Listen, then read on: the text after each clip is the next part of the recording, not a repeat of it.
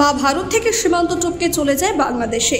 বাবা ও 3 বছরের কন্যা সন্তান পার হওয়ার সময় ধরা পড়ে যায় বিএসএফের হাতে।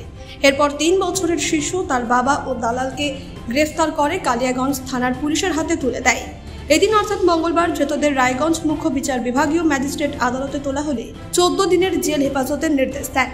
পুলিশ সূত্রে জানা গিয়েছে, ধৃতদের নাম শম্ভু বর্মন, বয়স 32, সঙ্গীতা বর্মন, বয়স 3, বাড়ি বাংলাদেশের ঠাকুরগাঁও জেলার পীরগঞ্জ থানার সাধিয়া গ্রামে।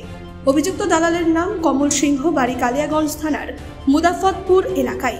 ধৃতদের বিরুদ্ধে ভারতীয় ন্যায় সংহিতা আইনের ফরেন অ্যাক্টে মামলা রুজু করেছে পুলিশ। এদিন ধৃতদের রায়গঞ্জ মুখ্য বিচার বিভাগীয় ম্যাজিস্ট্রেট আদালতে তোলা হলে বিচারক 14 দিনের জেল হেফাজতের নির্দেশ দেন।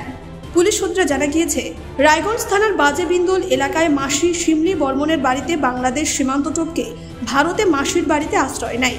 সেখান থেকে কিছুদিন হরিয়ানা, দিল্লিতে শ্রমিকের কাজ করে চলতি বছরে পাঞ্জাবের লুধিয়ানায় কাজ করতে চায়। মায়ের অসুস্থতার খবর শুনে 8 দিন আগে মাসির বাড়িতে আসে।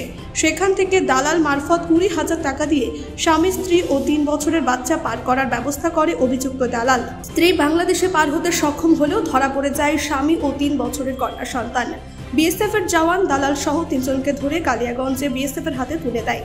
এরপর বিএসএফ কালিয়াগঞ্জ থানার হাতে হস্তান্তর করে। আসামির পক্ষে আইনজীবী শুভদীপ মুখার্জি বলেন, বিচারক ওই 3 বছরের নাবালিকা সন্তানকে বাবার সঙ্গে জেলে থাকার নির্দেশ দিয়েছে। বিএসএফ ধৃতদের বাংলাদেশি বললেও আমরা আদালতে ভারতীয় আধার কার্ড ও ভোটার কার্ড সাবমিট করেছি। সে বাংলাদেশি নয়, সে ভারতীয়। বিচারক সেই সমস্ত ডকুমেন্ট ভেরিফাই করার নির্দেশ দিয়েছেন। রায়গঞ্জ থেকে বিথিকা পালের রিপোর্ট, কুলিক নিউজ।